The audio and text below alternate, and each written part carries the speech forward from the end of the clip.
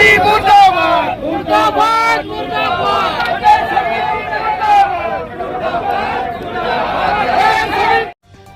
नमस्कार, आपण बघत आहात MKM न्यूज 24। नमस्कार मित्रांनो, MKM न्यूज 24 मध्ये आपले सर्वांचे पुन्हा एकदा स्वागत आहे। मोठी बातमी गोंदिया जिल्ह्यातून अनुसूचित जातीच्या आरक्षणाच्या उपवर्गीकरणाच्या निर्णयाविरोधात गोंदियात प्रचंड संताप उसळला। तब्बल 20,000हून अधिक नागरिक रस्त्यावर उतरून सरकार विरोधात जोरदार आंदोलन केले। 44 अंश तापमानाची तमा न बाळगता हजारो महिला आणि पुरुष या आंदोलनात सहभागी झाले।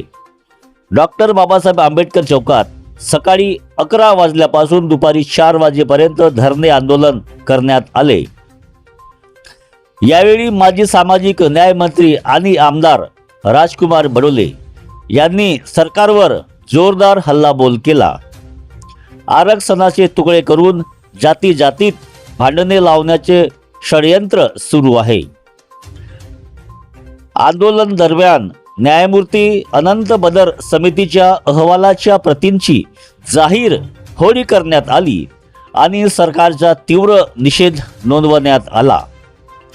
आमदार विनोद अग्रवाल यांनीही या आंदोलनाला पाठिंबा दर्शवत सांगितले की आरक्षणासारख्या संवेदनशील विषयावर निर्णय घेण्यापूर्वी जातीनिहाय जनगणना करणे आवश्यक आहे। या आंदोलनात विविध समाज घटकांचे प्रतिनिधी, सामाजिक कार्यकर्ते आणि नागरिक मोठ्या संख्येने सहभागी झाले होते। आंदोलनाच्या शेवटी तहसीलदारांमार्फत मुख्यमंत्र्यांना निवेदन सादर करण्यात आले। 44 अंश तापमानातही एवढ्या मोठ्या संख्येने लोक रस्त्यावर उतरल्याने या आंदोलनाची राज्यभर जोरदार चर्चा सुरू आहे।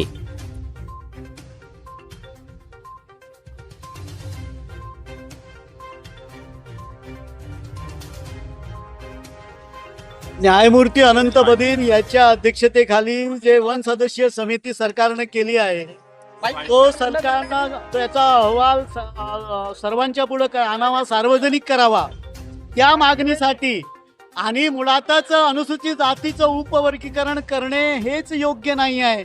त्यासाठी संसदेमध्ये कायदा करावा आणि हा उपवर्गीकरण जे सर्वोच्च न्यायालयाने 1 ऑगस्ट 2024ला केलेलं आहे ते रद्द करावा।